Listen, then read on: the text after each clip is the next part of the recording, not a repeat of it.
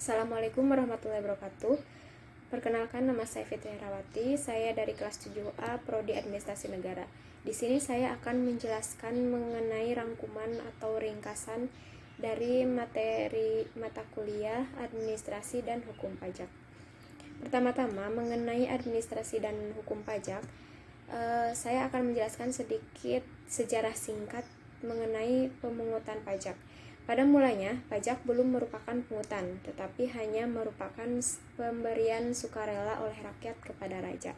Pada abad pertengahan, terbentuknya negara-negara nasional dan terciptanya pemisahan rumah tangga negara dengan rumah tangga pribadi raja. Maka pajak berubah yang tadinya bersifat sukarela menjadi pembayaran yang ditetapkan. Sumber penerimaan negara. Sumber-sumber penerimaan pajak ada 7 macam diantaranya. Yang pertama pajak, kedua kekayaan alam, yang ketiga bea dan cukai, keempat retribusi, kelima iuran, 6 laba BUMN, dan ketujuh sumber-sumber lain atau diantaranya pencetakan uang atau defisit spending, pinjaman atau kredit luar negeri, dan hibah. Kemudian pajak dan hukum pajak. Nah, hukum pajak adalah suatu kumpulan peraturan-peraturan yang mengatur hubungan antara pemerintah sebagai pemungut pajak dan rakyat sebagai pembayar pajak. Kemudian fungsi pajak. Fungsi pajak ada 4. Yang pertama budgeter atau anggaran, yang kedua reguler atau mengatur, yang ketiga redistribusi, yang keempat demokrasi. Fungsi demokrasi ini dikaitkan dengan tingkat pelayanan pemerintah kepada pembayar pajak. Kedudukan hukum pajak. Hukum terbagi menjadi 2. Yang pertama hukum perdata dan yang kedua hukum publik. Hukum perdata ada terbagi beberapa. Yang pertama personal right, yang kedua family right, yang ketiga warisan, yang keempat harta kekayaan. Kemudian hukum publik terbagi menjadi 4. Yang pertama HTN, yang kedua HKM ADM atau HTO, yang ketiga hukum pajak, yang keempat hukum pidana. Kemudian utang pajak. Timbul utang pajak, ada 2 ajaran yang mengatur timbulnya utang pajak. Yang pertama ajaran formil atau dikeluarkannya SKP oleh Fiskus, yang kedua ajaran material atau berlakunya undang-undang. Kemudian berakhirnya utang pajak. Berakhirnya utang pajak dapat disebabkan oleh 4 hal. Yang pertama pembayaran, yang kedua kompensasi, yang ketiga daluarsa, dan yang keempat pembebasan dan penghapusan. Kemudian hambatan pemungutan pajak. Hambatan terhadap pemungutan pajak dapat dikelompokkan menjadi 2. Yang pertama perlawanan pasif dan yang kedua perlawanan aktif. Nah, perlawanan pasif ini perlawanan yang inisiatifnya bukan dari wajib pajak itu sendiri, tetapi terjadi karena keadaan yang ada di sekitar wajib pajak itu.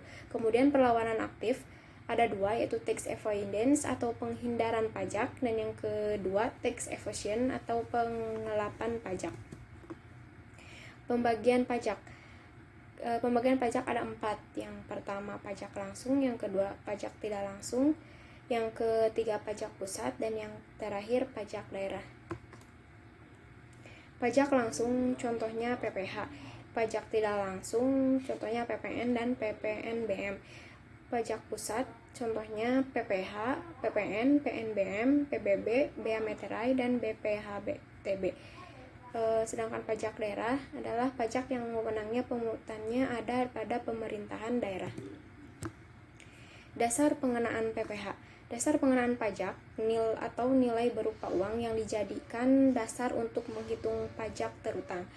Besarnya DPP dapat dihitung. Yang pertama wajib orang pribadi atau sama dengan menghasilkan neto atau PTKP. Yang kedua wajiban pajak badan atau sama dengan penghasilan neto.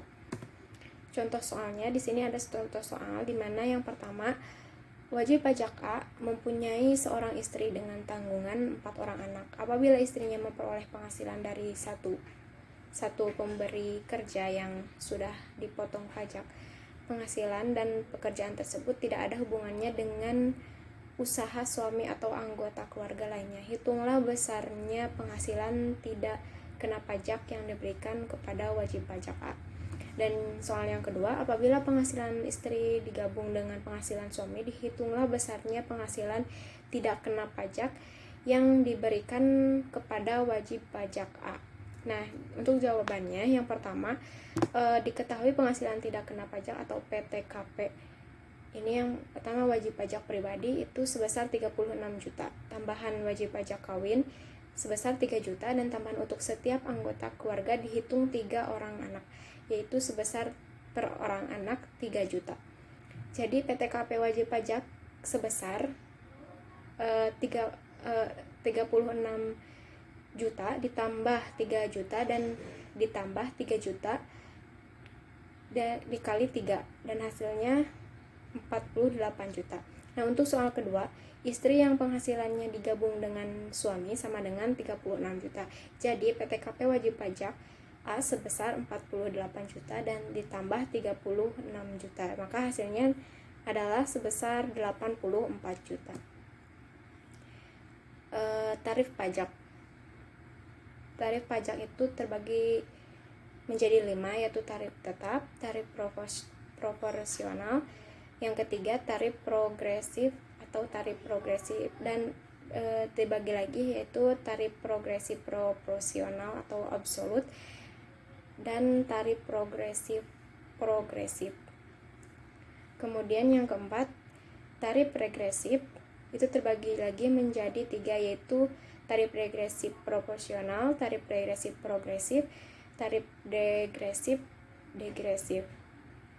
Kemudian yang kelima, tarif pajak Bentham atau sistem Bentham. Kemudian peradilan administrasi pajak. Peradilan administrasi pajak adalah upaya hukum yang dilakukan oleh wajib pajak dalam rangka mencari keadilan terhadap surat ketetapan pajak yang diterbitkan oleh yang pertama Direktur Jenderal Pajak untuk pajak-pajak pusat dan Kepala Daerah untuk pajak-pajak daerah. Kemudian peradilan administrasi pajak dibagi menjadi 2, yaitu peradilan administrasi tidak murni dan peradilan administrasi murni. Kemudian yang kedua, sengketa pajak. Sengketa pajak adalah sengketa yang timbul dalam bidang perpajakan antara wajib pajak atau penanggung pajak dengan pejabat yang berwenang sebagai akibat dikeluarkannya keputusan yang dapat diajukan banding atau gugatan kepada pengadilan pajak berdasarkan peraturan perundang-undangan perpajakan, termasuk gugatan atas pelaksanaan penagihan berdasarkan Undang-Undang Penagihan Pajak dengan surat paksa. Upaya hukum untuk menyelesaikan sengketa pajak yang dapat dilakukan oleh wajib pajak adalah keberatan, banding, gugatan, dan peninjauan kembali. Keberatan, ketentuan mengenai keberatan diatur dalam pasal 25 Undang-Undang KUHP dengan peraturan pelaksanaannya pada Peraturan Menteri Keuangan Nomor 194 PMK 03 atau tahun 2007, pasal 25 Undang-Undang KUP Nomor 28 tahun 2007. Kemudian banding. Banding adalah upaya hukum yang dapat dilakukan oleh wajib pajak atau penanggung pajak terhadap suatu keputusan yang dapat diajukan banding berdasarkan peraturan perundang-undangan perpajakan yang berlaku. Kemudian gugatan. Gugatan adalah upaya hukum wajib pajak atau penanggung pajak terhadap pelaksanaan penagihan pajak terhadap keputusan yang dapat diajukan gugatan berdasarkan peraturan perundang-undangan yang berlaku. Kemudian pemeriksaan dan pembuktian dalam persidangan. Yang pertama adalah pemeriksaan.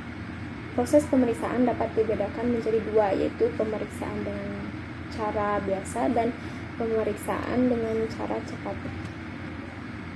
Kemudian ada penagihan pajak. Penagihan pajak terbagi 2 menjadi, yaitu penagihan pajak pasif dan penagihan aktif. Penagihan pajak pasif adalah penagihan pajak yang dilakukan dengan menggunakan surat tagihan pajak atau STP, surat ketetapan pajak kurang bayar atau SKPKB, dan surat ketetapan pajak kurang bayar tambahan atau SKPBT, dan surat pembetulan yang menyebabkan pajak terutang menjadi lebih besar dan lain-lain. Jika dalam jangka waktu 30 hari belum dilunasi, maka 7 hari setelah jatuh tempo akan dilakukan penagihan aktif. Penagihan aktif adalah Fiskus tidak hanya mengirim surat tagihan, tetapi akan diikuti dengan tindakan sita atau diajukan dengan pelaksanaan lelang. Tahapan penagihan pajak itu ada 4, yaitu dengan surat teguran, yang kedua surat paksa, yang ketiga surat sita, dan yang keempat surat lelang. Sekian penjelasan dari saya. Mohon maaf apabila ada kesalahan. Wabillahi taufiq wal hidayah. Wassalamualaikum warahmatullahi wabarakatuh.